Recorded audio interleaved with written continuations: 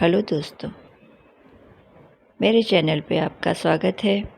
आज की हमारी कहानी है अंधेर नगरी चौपट राजा, टके शेर भाजी टके शेर खाजा। बहुत ही मज़ेदार कहानी है, बच्चों को बहुत पसंद आएगी। अपने बच्चों को ज़रूर सुनाइए। आइए सुनते हैं। काशी तीर्थ यात्रा की वापसी में एक गुरु और शिष्य किसी नगरी में पहुँचे। नाम उसका अंधेर नगरी था। शिष्य बाजार में सौदा खरीदने निकला तो वहाँ हर एक चीज़ एक ही भाव, सब धान 22 पसेरी, भाजी टका सेर और खाजा जो एक तरह की मिठाई होती है वो भी टका सेर। शिष्य और सामान खरीदने के झंझट में क्यों पड़ता, एक टके का सेर भर खाजा खरीद लाया और बहुत खुश होकर अपने गुरु से बोला, गुरुजी यहाँ तो बड़ा मज़ा है, खूब सस्ती हैं चीज़ें, सब टका सेर। देखिए 1 टका में यह सेर भर खाजा लाया हूँ। हम तो अब कुछ दिन यहीं मौज करेंगे। छोड़िए तीर्थ यात्रा, यह सुख और कहाँ मिलेगा। गुरु समझदार थे, बोले, बच्चा, इसका नाम ही अंधेर नगरी है, यहाँ रहना अच्छा नहीं है, जल्दी भाग निकलो यहाँ से। वैसे भी साधु का एक ठिकाने पर जमना अच्छा नहीं होता। कहा भी गया है, साधु तो रमता भला और पानी बहता भला। पर शिष्य को गुरु की बात नहीं भाई। बोला, अपने राम तो कुछ दिन यहीं रहेंगे। गुरु को शिष्य को अकेले छोड़कर जाना उचित नहीं लगा। बोले, अच्छा रहो और कुछ दिन, जो होगा भुगता जाएगा। अब तक शिष्य अंधेरी नगरी का सस्ता माल खाकर खूब मोटा हो गया। उन्हीं दिनों एक खूनी को फांसी की सजा हुई, पर वह अपराधी बहुत दुबला पतला था। फांसी का फंदा उसके गले में ढीला था। इस समस्या से निजात पाने के लिए राजा ने कहा कि जिसकी गर्दन मोटी हो उसे फांसी लगा दो। अंधेर नगरी ही जो ठहरी। हाकिम ने सिपाहियों को हुक्म दिया कि जो मोटा आदमी सामने मिल जाए उसी को फांसी लगा दो।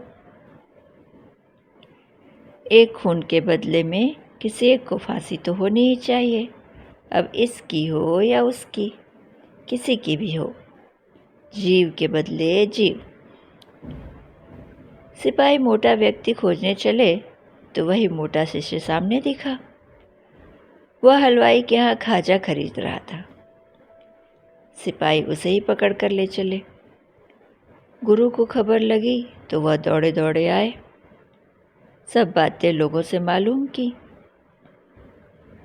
एक बार तो उनके मन में आया कि इसे अपनी बेवकूफ़ी का फल भोगने ही दे, पर गुरु जो ठहरे हृदय बहुत दयालु था। सोचा कि जीता रहेगा तो आगे समझेगा। सिपाहियों के पास जाकर बोले, इस वक्त फांसी पर चढ़ने का हक तो मेरा है, इसका नहीं। क्यों? सिपाहियों ने पूछा। इस वक्त कुछ घंटों के मुहूर्त में फांसी चढ़कर मरने वाला सीधा स्वर्ग जाएगा। शास्त्र में गुरु के पहले शिष्य को स्वर्ग जाने का अधिकार नहीं है। शिष्य गुरु की चाल समझ गया, चिल्ला उठा, नहीं गुरुजी, मैं ही जाऊंगा।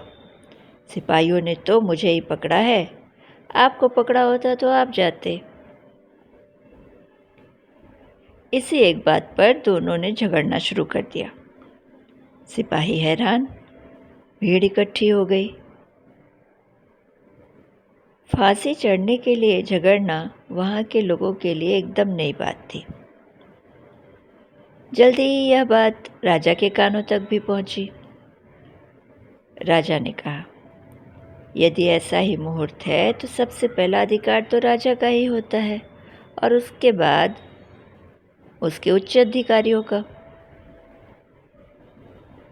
गुरु शिष्य बहुत चिल्लाए कि साधु के रहते स्वर्ग जाने का अधिकार किसी दूसरे को तो मिल ही नहीं सकता, पर किसी ने उनकी एक न सुनी। सबसे पहले राजा और फिर एक एक करके कई मंत्री अधिकारी फांसी पर चढ़ गए। गुरु ने सोचा अब ज़्यादा मनुष्य की हत्या नहीं होनी चाहिए, तो अफसोस करते हुए बोले, अब तो स्वर्ग का मुहूर्त ही समाप्त हो गया, फिर इसके बाद तो कोई फांसी पर चढ़ा ही नहीं। तभी गुरु ने शिष्य के कान में कहा, अब यहाँ से जल्दी निकलकर भागना चाहिए। देख लिया ना तुमने कि कैसे कैसे बेवकूफ़ बसते हैं इस अंधेर नगरी में। बस दोस्तों, इतनी ही है ये कहानी। आशा है आपको पसंद आई होगी। सुनने के लिए धन्यवाद।